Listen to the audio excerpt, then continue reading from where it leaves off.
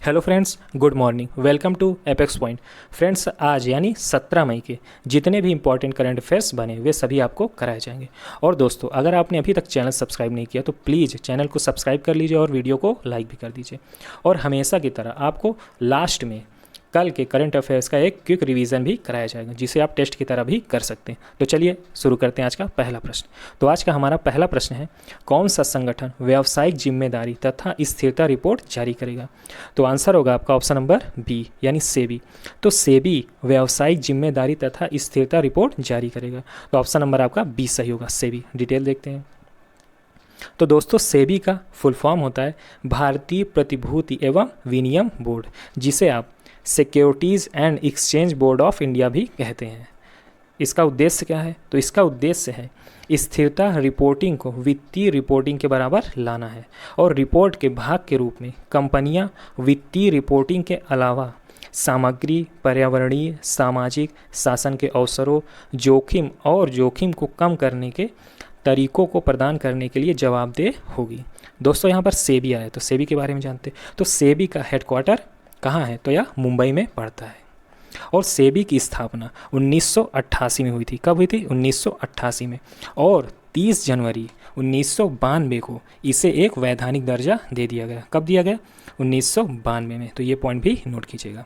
और सेबी के वर्तमान अध्यक्ष हैं अजय त्यागी। कौन है दोस्तों? अजय त्यागी। चलिए फ्रेंड्स, अगला प्रश्न करते हैं।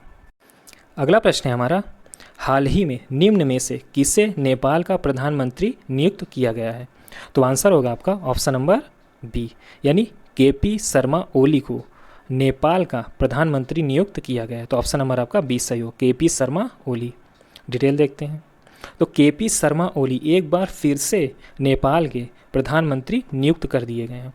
और नेपाल की राष्ट्रपति विद्या भंडारी ने नेपाल की संविधान के तहत सबसे बड़े दल के नेता होने के कारण ओली को प्रधानमंत्री पद पर नियुक्त किया है।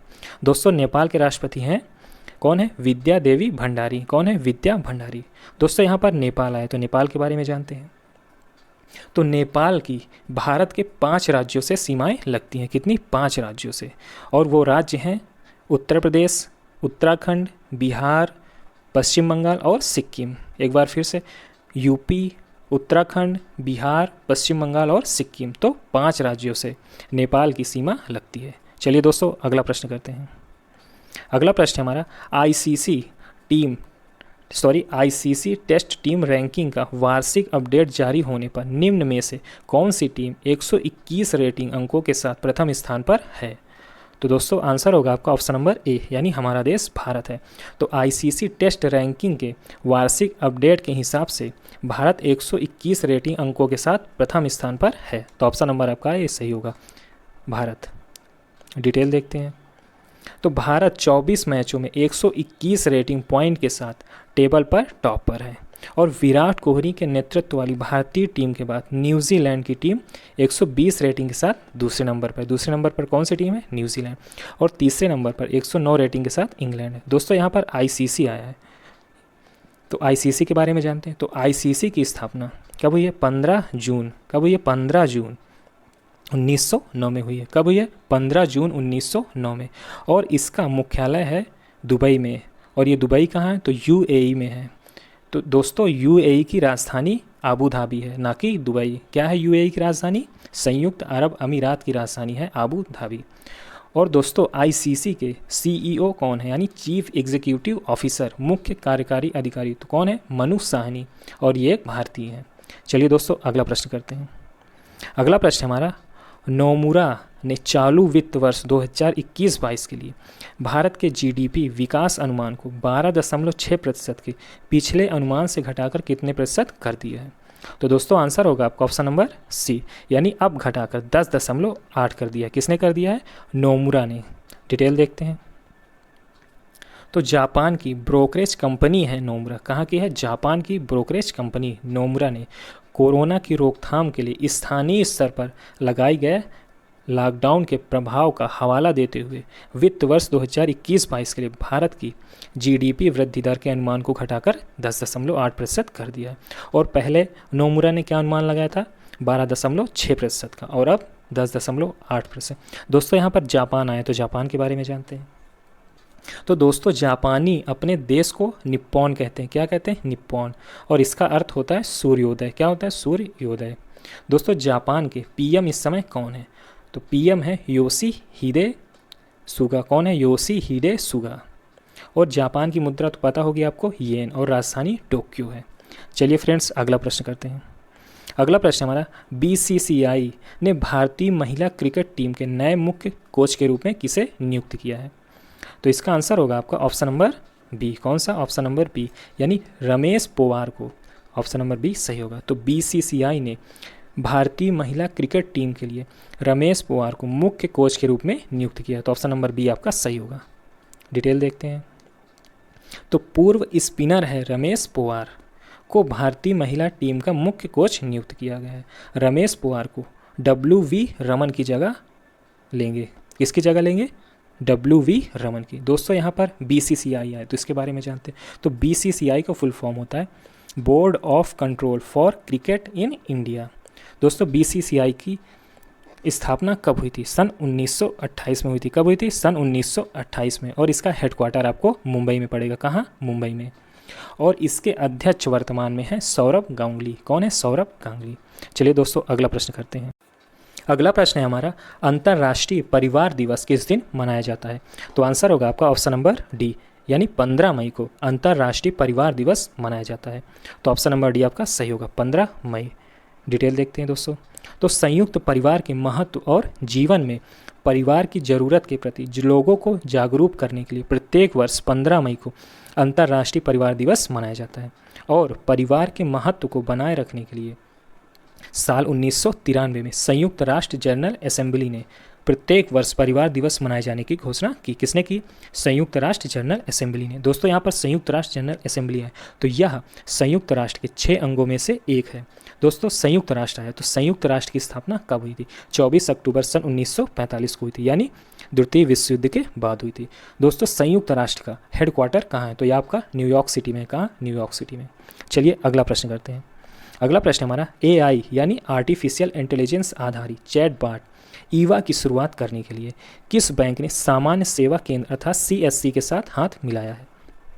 तो आंसर होगा आपका ऑप्शन नंबर ए, यानी HDFC बैंक ने ईवा की शुरुआत करने के लिए सामान्य केंद्र CSC के साथ हाथ मिलाया है। तो ऑप्शन नंबर आपका ए सही होगा, HDFC। डिटेल देखते हैं। तो दोस्तों HDFC का फुल फॉर्म होता है हाउसिंग डेवलपमेंट फाइनेंस कॉरपोरेशन। क्या होता है? Housing development finance corporation. दोस्तों इस चैटबॉट की शुरुआत होने से ग्रामीण और दूर दराज के क्षेत्रों में ग्रामीण स्तर के उद्यमियों को बैंकिंग सेवाओं की पेशकश करने में मदद मिलेगी। तो दोस्तों यह है इसका उद्देश्य। दोस्तों HDFC के बारे में जानते हैं। तो HDFC का हेडक्वार्टर आपको मुंबई में मिलेगा। कहाँ? मुंबई में।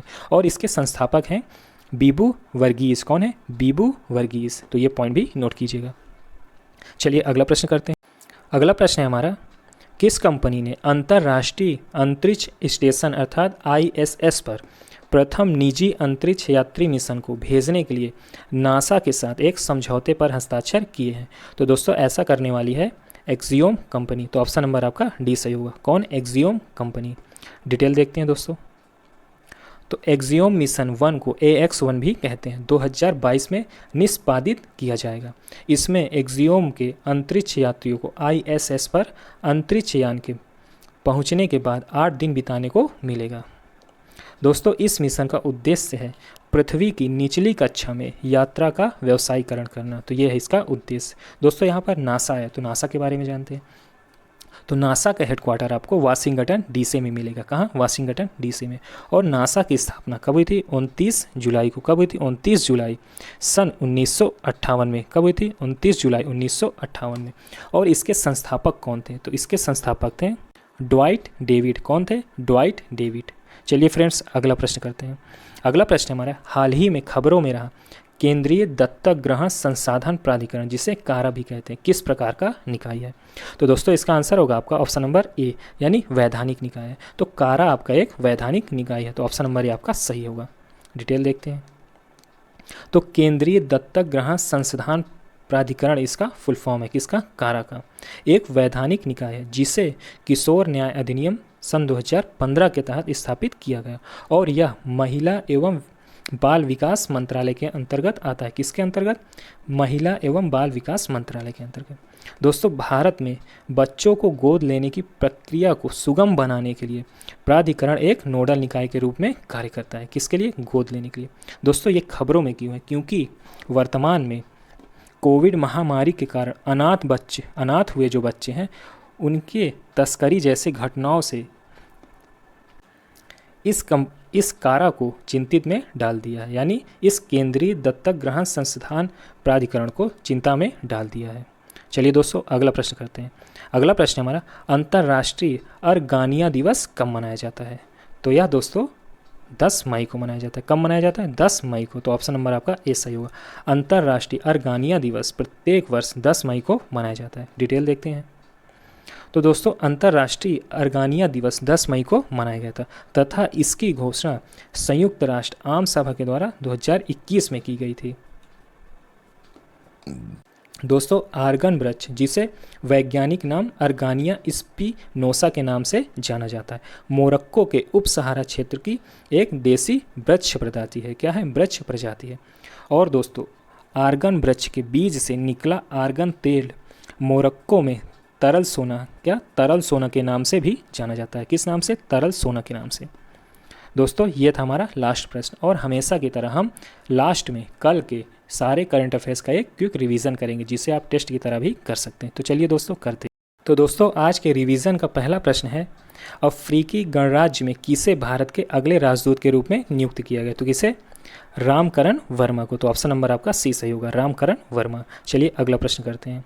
अगला प्रश्न है, चौथी भारत स्विस वित्तीय वार्ता कहाँ आयोजित की गई थी? तो दोस्तों, यह नई दिल्ली में आयोजित की गई। तो ऑप्शन नंबर बी आपका सही होगा, नई दिल्ली। चलिए अगला प्रश्न करते हैं। अगला प्रश्न है, राष्ट्रीय प्रौद्योगिकी दिवस 2021 का विषय क्या था? तो दोस्तों, आंसर होगा ऑप्शन नंबर सी, यानी एक सतत भविष्य के लिए विज्ञान और प्रौद्योगिकी। तो ऑप्शन नंबर सी आपका सही होगा। चलिए अगला प्रश्न करते हैं। अगला प्रश्न है, रेटिंग एजेंसी मूडीज़ ने वित्त वर्ष 2022 के लिए भारत के जीडीपी में वृद्धि दर का अनुमान घटाकर कितने प्रतिशत कर दिया है? तो दोस्तों, इसका आंसर होगा ऑप्शन नंबर सी, यानी 9.3 कर दिया है। कितना कर दिया है? 9.3। चलिए अगला प्रश्न करते हैं। अगला प्रश्न है, किस संगठन ने टुगेदर फॉर इंडिया पहल की शुरुआत की है? तो इसका आंसर होगा ऑप्शन नंबर डी, यानी WHO ने। तो WHO ने टुगेदर फॉर इंडिया पहल की शुरुआत की है। तो ऑप्शन नंबर डी आपका सही होगा। चलिए अगला प्रश्न करते हैं। अगला प्रश्न है, हाल ही में किस संगठन को ग्रीन ऊर्जा पुरस्कार 2021 से सम्मानित किया गया है? तो दोस्तों, आंसर होगा ऑप्शन नंबर बी, यानी IREDA को ग्रीन ऊर्जा पुरस्कार 2021 से सम्मानित किया गया है। तो ऑप्शन नंबर बी आपका सही होगा। अगला प्रश्न है, हाल ही में खबरों में रहा ओसिरिस रेक्स अंतरिक्ष यान निम्नलिखित में किससे जुड़ा हुआ है? तो दोस्तों, यह ऑप्शन नंबर सी सही होगा। कौन सा? क्षुद्र ग्रह वेनु का अध्ययन से जुड़ा है। तो ऑप्शन नंबर सी आपका सही होगा। और दोस्तों, साथ में आप ये भी चेक करते जाइए कि आपका कितना सही हुआ है, और लास्ट में कमेंट करके ज़रूर बताइएगा। चलिए अगला प्रश्न करते हैं। अगला प्रश्न है, 5 डीप्स एक्सपीडिशन निम्नलिखित में से किससे संबंधित है? तो इसका आंसर होगा ऑप्शन नंबर डी, यानी सभी महासागरों में सबसे गहरे बिंदु के अन्वेषण से संबंधित है। तो ऑप्शन नंबर डी आपका सही होगा। चलिए अगला प्रश्न करते हैं। अगला प्रश्न है, अंतर्राष्ट्रीय नर्स दिवस 2021 का विषय क्या है? तो इसका आंसर होगा ऑप्शन नंबर डी, यानी nurses a voice to lead a vision for future health care. तो ऑप्शन नंबर डी आपका सही होगा। चलिए अगला प्रश्न करते हैं। अगला और लास्ट प्रश्न है, इस्लाम का पवित्र स्थल अल अक्सा मस्जिद कहाँ स्थित है, जो हाल ही में खबरों में रहा? तो दोस्तों, इसका आंसर होगा ऑप्शन नंबर बी, यानी इजराइल में आपका अल अक्सा मस्जिद स्थित है। दोस्तों, आपने कितने सही किए कमेंट करके ज़रूर बताइएगा, और इस क्विक रिवीजन से आपका करंट अफेयर बहुत ही मजबूत हो जाएगा। तो चलिए दोस्तों, मिलते हैं नेक्स्ट वीडियो में। Okay, good luck.